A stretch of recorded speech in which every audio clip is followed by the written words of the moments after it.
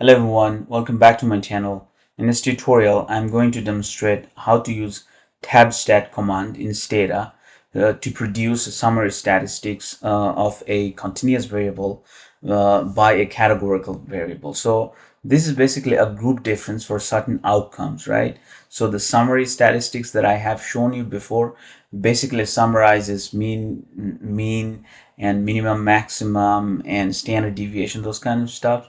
But that is for one variable. But this now is for a comparison of a continuous variable by a categorical variable. So for this demonstration, I'm going to use a variable called BP systole. As you can see here, BP systole means systolic blood pressure. This is a continuous variable. And also diabetes, that measures the status of the diabetes, if someone has diabetes or not. Okay, so this is the categorical variable or binary response variable, right? So for our demonstration, let's use BP systole. So I'm going to write a command tabstat and then the name of the variables, which is BP systole. The continuous variable comes first, and then comma, and by use this option by and bracket, and now use the categorical variable, which is in our case diabetes, right? So I'm trying to find the variable called diabetes. So I have, yes, here it is. So bring it down in this command window, and the bracket ends here. And then you say stats, because you can ask for a specific stats, right? So you write mean and minimum, or is standard deviation, minimum and maximum and median, right? And then bracket end. So if you do not add these options, like if you don't write any of these commands as an option, so what it does is it just produces only the mean, okay, not any of the statistics.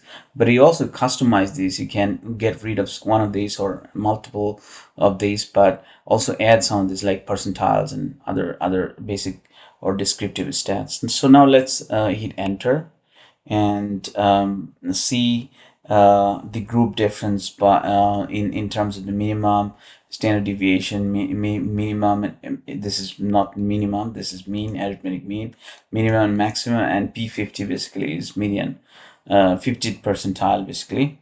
So for this is for non-diabetic, so you can see the systolic blood pressure for non-diabetic is about 130, and for the diabetic is 146. So, and you can connect this relationship if you think about it, like people with diabetes, diabetes itself is a risk factor for BP or one another. Diabetic may be a risk factor for high blood pressure, or high blood pressure may be a risk factor for diabetes. I don't know, I'm not expert in health, but you can clearly see this difference, right? For diabetic have higher systolic blood pressure compared to non-diabetic. So we do not know if this relationship is significant or not, but in this comparison we clearly see the substantial difference between the two, right? So in these statistics you can know the group difference for certain outcomes.